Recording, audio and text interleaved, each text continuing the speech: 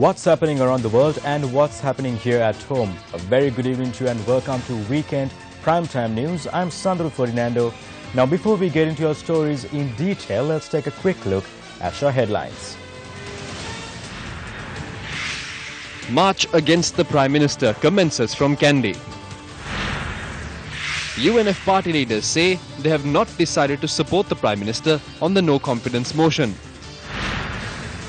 Number of tax amendments to come into effect tomorrow. 605th Udagammana Concept Village launched. Nawalapitiya and Bulat Sinhala police OICs transferred. Questions raised on political influence.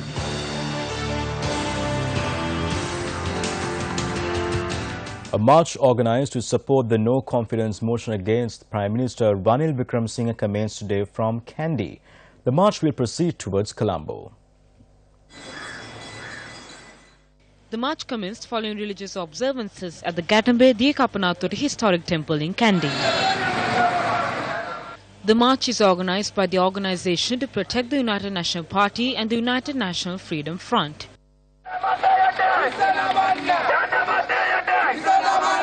The Prime Minister is resorting to various schemes to survive the motion of no confidence. The people's ETF and EPF have been looted. The economy of the country was destroyed by the Prime Minister's autocratic actions. Arjuna Mahendran is not in the country. The Prime Minister must be held accountable for that. Whenever the UNP suffers a loss, they always say they will reorganize and restructure the United National Party. He said there will be serious restructuring taking place on the 29th. It never happened. What he wanted was first defeat the motion of no confidence and then move into reforms. Once he survives the motion of no confidence, reforms will never take place. For 20 years, this is what Ranil Wickremesinghe does. This country will never develop unless this cancer is completely removed. We stress this upon the President. Please remove him before we reach Colombo. The march proceeded to Mavanala this evening after passing through Peradeniya, Kiribat Kumbura, Pilimatalawa and Kadugannawa.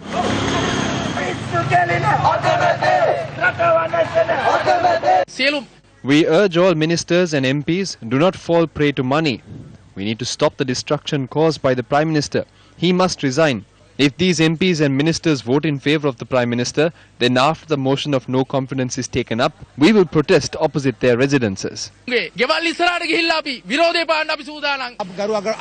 request the Prime Minister to step down and hand over the post of Prime Minister to a more suitable person before the 4th.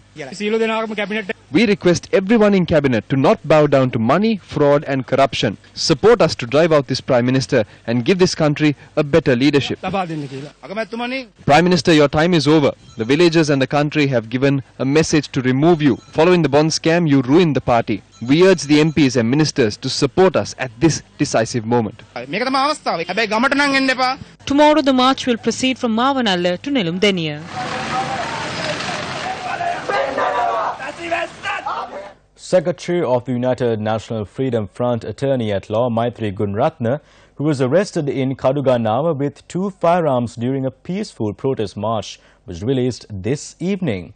He was released after the licenses for those firearms were produced in court.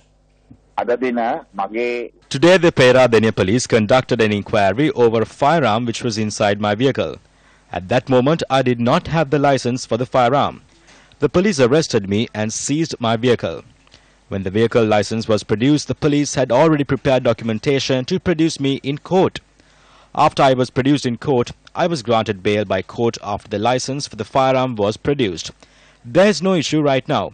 This march will proceed no matter what obstacle we encounter. This is an unfortunate incident. When such officials are obstructing a peaceful protest march in such a pre-planned manner, it means there is a political need behind it. We are aware such incidents take place when the government sees this march as a threat. A serious incident took place earlier when a similar march was attacked with cinnamon poles. There are 4 cases on that matter. It is very unfortunate if police is being used in a pre-planned manner to cause obstructions to a peaceful protest march. What stance would political parties take when it comes to the motion of no confidence? Now, this question was posed to a number of political party representatives, and these are their responses. We have time to decide until 9 p.m. on Wednesday. We hope the decision will be beneficial for the country. After the motion of no confidence is taken up on the 4th, the President will take all required measures to stabilize the country. I can assure you the President will work towards taking forward the government which will be strong, will not allow fraud, corruption and theft. The Prime Minister spoke to me last night, this morning, and would call in the days to come. The UMP met with Ranil Wickremesinghe at Temple Trees for an open discussion. We will reach a final decision on the 3rd. For 3 years, our people were left with sadness and rage. We cannot carry on like this. We will decide on the 3rd after discussion. I do not think the TNA will vote in favor of Ranil. The government has not kept its word. How can we vote for the government in such a situation? What do we gain? The future generations of the leader who does not fear sin will always suffer. The power of a leader who does not bow down to the people's will fade away. Ranil Wickremesinghe is facing what has happened to a leader who has lost hold on power. If measures are not taken to move out Ranil Wickremesinghe from Sri Lankan politics, the consequences will be disastrous. If one is casting a vote to protect the Prime Minister, then every single one of those people are approving the inhumane bond scam. The Sri Lanka Freedom Party had said they will officially announce their withdrawal from the coalition government on the 3rd or on the 4th. If a certain group is withdrawing from a coalition government, the cabinet of ministers will definitely be restricted to 30 members. In that situation, even if Ranil Wickremesinghe survives the motion with less than 113 votes, there will be an opportunity to establish a new government by evening on the 4th or on the 5th. If Ranil Wickremesinghe fails to obtain more than 113 votes, the government will not be able to secure a simple majority in parliament. At that moment, the President can invite a person who he feels can command a simple majority to take up the position of Prime Minister.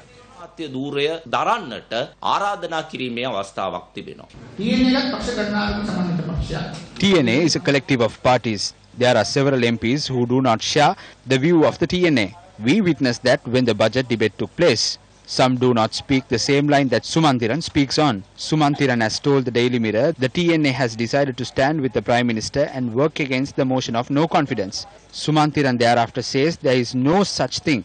You can check if I am lying. He is a MP who will enter Parliament from the UNP's national list. The TNS decision would be the one taken by the other 15 members of the party.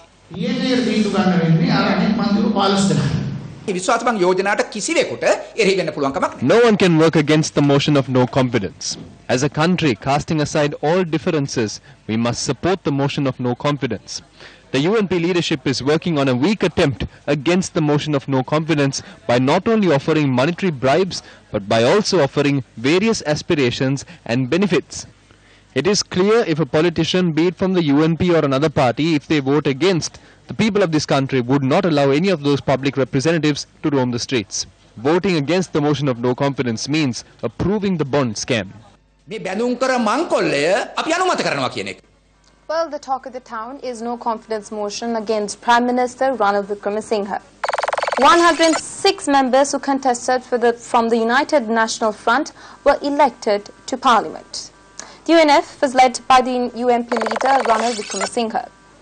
During the vote on the no confidence motion, Speaker Karu Jayasuriya cannot cast his vote for or against the motion. Vijayadasa Rajapaksa is already against Prime Minister. Venerable Athuri Ratnathera remains independent. The stance of MPs Chatrasena Ratna remains a mystery. From the remaining 102 MPs, the UMP actually has only 83. So out of the 83, 43 are already in the UMP working committee. And the rest, which is 40, is not. So the 43, when they were elected to work for the working committee, they never signed any agreements to work to protect the party's leadership. That's where people like Palitharange Bandara make such comments. So when the no confidence motion is taken up, it is MPs in Parliament who will decide the fate of Ranil Wickremesinghe. 40 MPs are not even in the UMP working committee, and from the other 43, there are those who oppose Ranil Wickremesinghe as party leader and the Prime Minister. So, is it actually true the UMP working committee decide to protect the leadership? Let's assume Ranil Wickremesinghe survives the motion of no confidence. What happens next? The coalition government contained 43 SLFP MPs. Yesterday, SLFP said Ranil Wickremesinghe survives the no confidence motion. The coalition government will not continue. So Ranil Wickremesinghe will be alone with 102 MPs. That figure includes those from SLMC, Rishabh Badruddin's party, the JHU and several others. It is clear there are only 83 MPs remaining in the UMP. If SLFP withdraws, the cabinet of ministers will reduce to 30. And to establish a government, Ranil Wickremesinghe must show a majority of 113 members. Even if he survives, can he show the majority in parliament? Questions were posed to the general public with regard to the no confidence motion through the People's Power online poll on various social media platforms, and here are those results. People's Power. Should the Prime Minister resign from the post of Prime Minister or not? 69% votes the Prime Minister must resign and 31% votes he should not. Now, 4 police OICs have been given transfers with immediate effect. Police media spokesperson Espirwan Gunasekara said the transfers were given based on service requirements. The transfers also have approval from the National Police Commission. The OICs from Nawalapitiya, Hettipola, Bulat Sinhala and Kotmale have been thus given transfers. On the 10th of March, UMP parliamentarian Anand Alutgamage protested opposite the Nawalapitiya police demanding the OIC be transferred. He alleged the police did not take action to provide the MP with fuel for his vehicle from a filling station that was closed for the day. During the protest, the MP made a phone call to a certain high-ranking individual in government. The people in high positions within government are responsible. A parliamentarian was made to sleep on the road. This government does not have a law. Sir, you got appointed recently. You know me. I will not get up. Change this man. Sir, bring the ASP or the DIG here and make a promise. For a period of 5 days, from the 10th of February, UMP Deputy Minister Palitha Tevara Peruma demonstrated in the Bulat Sinhala town against the OIC of the Bulat Sinhala police.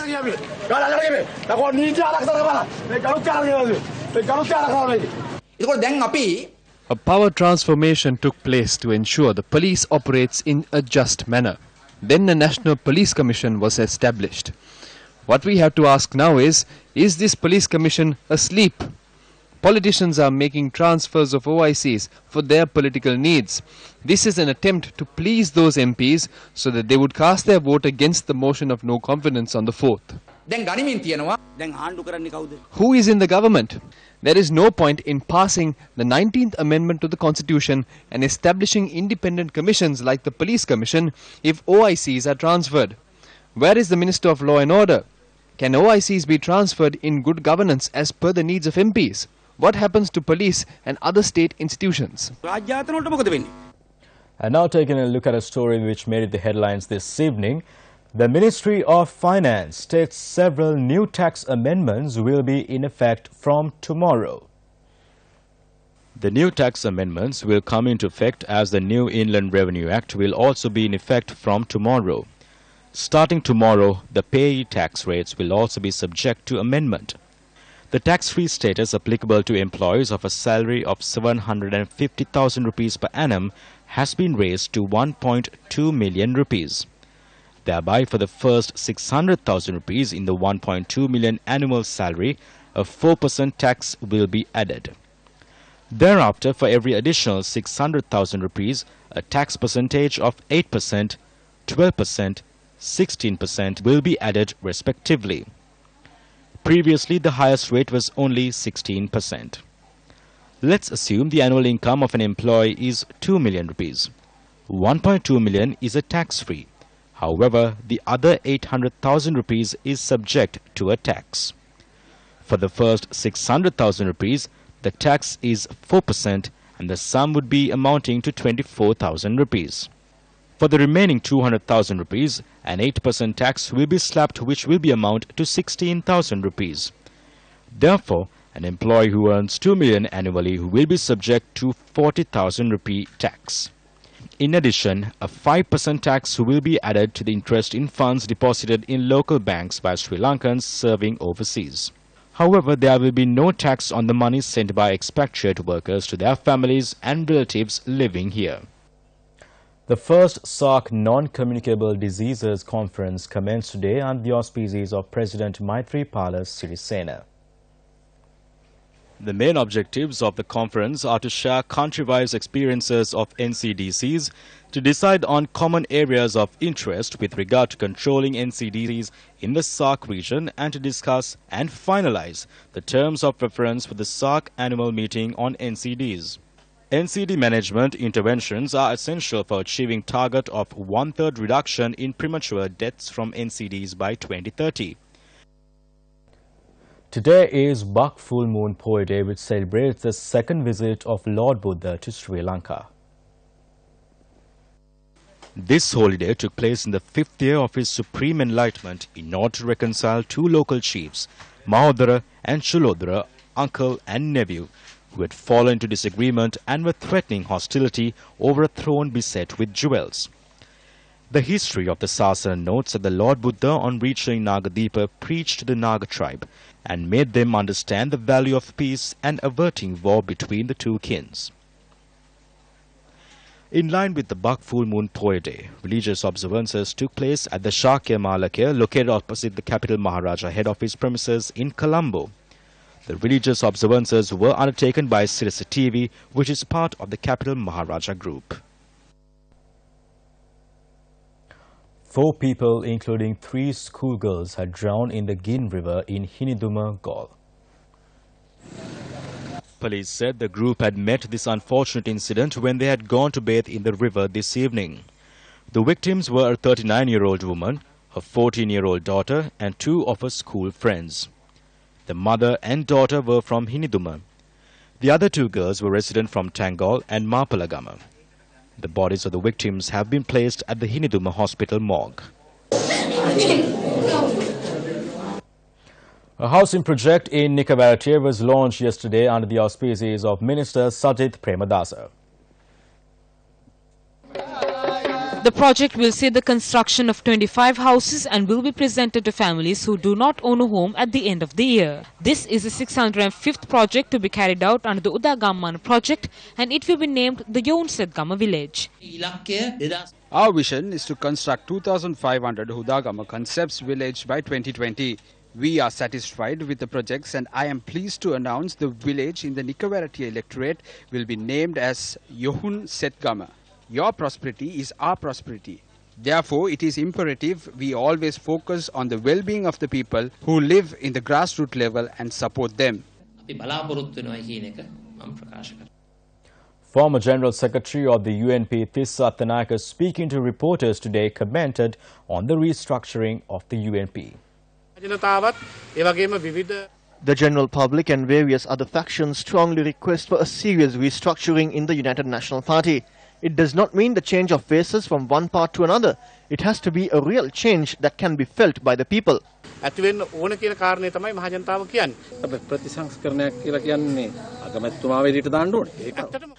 should have happened from the very beginning. If that change does not happen, the party cannot proceed as a new UNP. The Daily Mirror's business section states that the Finance Ministry's amnesia on the Sri Lankan economy from 2005 to 2014 may lead to visitors to the ministry's official webpage wonder what exactly happened to the country's economy during the period.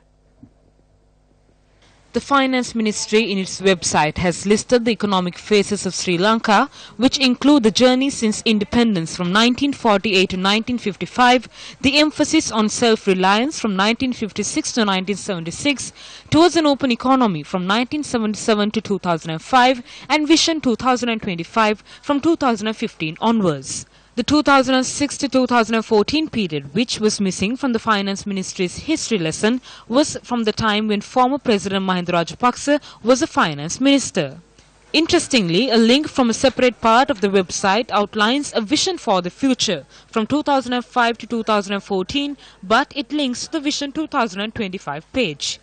The Finance Ministry website also has failed to mention that during the current economic phase, its former Finance Minister, another UMP loyalist, the former Central Bank Governor Arjuna Mahendran, were linked to the biggest bank heist in the country's history, costing public funds billions of rupees through government bond auctions conducted by the central bank. The UK government says that during a 10-year period from 2007, the number of applications made by Sri Lankans seeking asylum in the UK have dropped.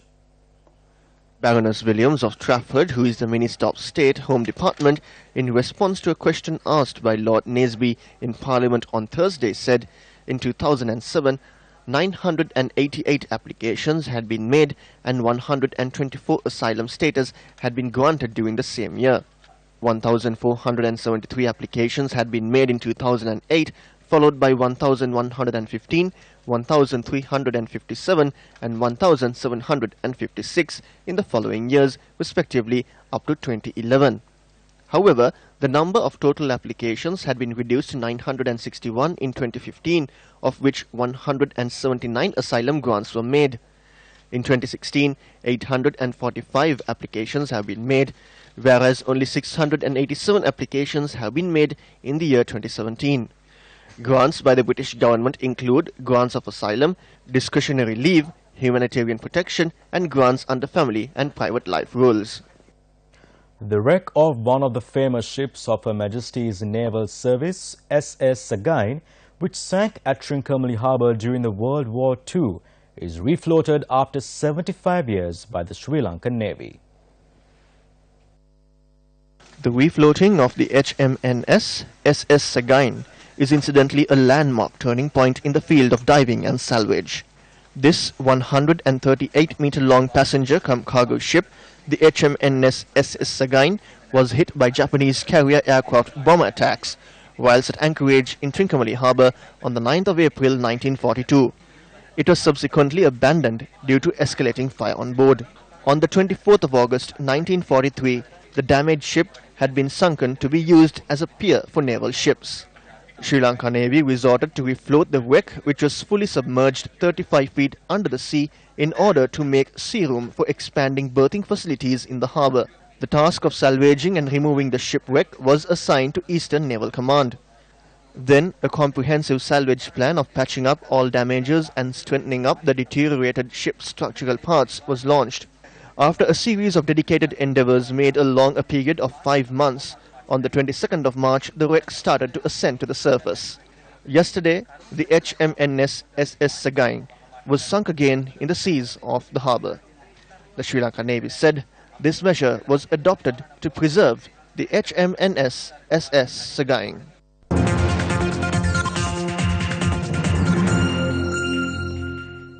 Andrea Jeremiah is an Indian actress, playback singer, musician and dancer. She works predominantly in Tamil and Malayalam film industries. Andrea Jeremiah, who is Sri Lanka, for a short stay, spoke exclusively to Newsfirst Sonali who her career and what she aspires to be. It's very simple. Just to do work that interests me and that challenges me, because I'm not content with just being eye candy. If that's the only reason I'm going to be in a movie, that's of no interest to me whatsoever. I like to push myself creatively. I like to push myself into an uncomfortable corner, because I think that's where you really explore yourself as an actor. Before you ventured into acting, singing was your main sort of profession, right? Tell us about that. Singing is still a profession of mine. I look at singing and acting as two sides of a coin, because ultimately one helps the other. I've realized that I've become a lot more of a performer on stage because of, losing my inhibitions, which has happened because of being an actor. And so I'm able to emote well with my voice. So I think it all helps each other. Most of your films are trilingual and sometimes bilingual. So it's either Tamil, Hindi and a different language. the industry itself is trying to expand. And why do you want to restrict yourself to one language when you can cater to multiple audiences? And it's great because it throws the doors open. It's just better opportunities for everybody. And that's a wrap of Weekend Primetime News. Thank you for joining. I'm Sandra Fernando. Do take care and good night.